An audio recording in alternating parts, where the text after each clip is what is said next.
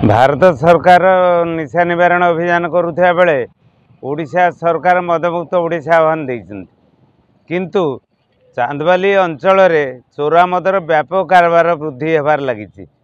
अबकारी विभाग अच्छी ना अबकारी विभाग कर्मचारी अच्छी ना अबकारी विभाग को डर भय अच्छी ना मद माफिया डर भय अच्छी ना मद दुकानी डर भय अच्छी कहीं डर भय ना।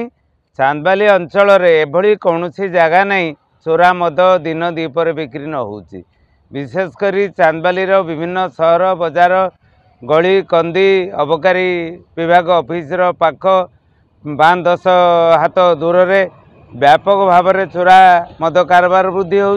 प्राय चांदबाली अंचल 1200 रु ऊर्ध चोरा मद कारबार वृद्धि होने मद बेपारी सहायता अबकारी विभाग पुलिस सहायता चोरा कारबार करने दृढ़ निष्पत्ति नहीं जहाँ जना पड़ुची। दादागिरी आरंभ हो कई क्या मानुना डर भय नहीं से अबकारी विभाग धरी आणुची कम मद देखा बेसी मद छाड़ी देउची पुणी से केतले थाना बेल हो जाउछन्ति केतले कोर्ट बेल हो जाउछन्ति। तांकर चोरा मद कारबार प्रति स्थानीय चोरा बेपारी बोधे स्थायी व्यवसाय परिणत होती। एक कथा आम जिलापाल और एसपी अभियोग शुणाणी शिविर रे बारंबार अभियोग कर किंतु तार सफलता आज पर्यंत मिल पारना। किंतु जहाँ जना पड़ुची अभियोग करने सत्वे भी चोरा बेपारी कारबार वृद्धि होबार लगी। अधिका दिमागर सहित से चोरा कारबार करने तिले मात्र पछौना। आम भावुँ मत चांदबाली चोरा मद कारबार भूस्वर्ग पलटि एथि दायी किए दायित्व कार जनसाधारण बा कौन करेंगे झील बो असुरृत्य चोरी डकायत राजधानी वृद्धि होउची साधारण जीवन यापन गमना क्षेत्र में जटिल समस्या सृष्टि। ए दिगरे राज्य अबकारी विभाग मंत्री मुख्यमंत्री भद्रक जिलापाल को अवगत करुचु जे दयापूर्वक ऐतिहासिक सहर चांदबाली अंचल प्रति ये विशेष ध्यान दिंतु। चोरा कारबार रोकवा दिगरे बंद हवा दुखरे कार्यानुष्ठान ग्रहण करूँ नचेत भविष्य में चोरा मद कारबार चोरा भूमि पलटि जीव चांदबाली एतिरे मात्र सन्देहर अवकाश ना।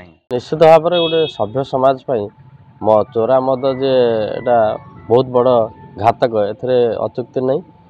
आमर मुख्यतः चांदबाली अबकारी अधिकारी मैंने रहा दरकार एवं से रहीकि तदारख करने दरकार जो मैंने गाँ गहली विभिन्न आड़े चोरा मद बिकुचन जहाद्वारा युवक मैंने गाँव स्टूडेंट मैंने मद पीक माताल होती भविष्य नष्ट हो समाज नष्ट आड़ जाऊँगी। तेणुक या निश्चित भाव में भल भाव रोक लगे दरकार। प्रशासन जो कटकणा अच्छे ग्राउंड रे केमती अधिकारी मैंने कार्यकारी करेंगे से दिगरे से प्रत्यक्ष भाव में संपृक्ति रही करवा दरकार जहाद्वारा चोरा मद बंद हेले आमर समाज गोटे सुस्थ वातावरण हम न चोरी डकायत गंडगोल एवं विभिन्न प्रकार असामाजिक कार्य केवल चोरा मद कम ही बढ़ुची।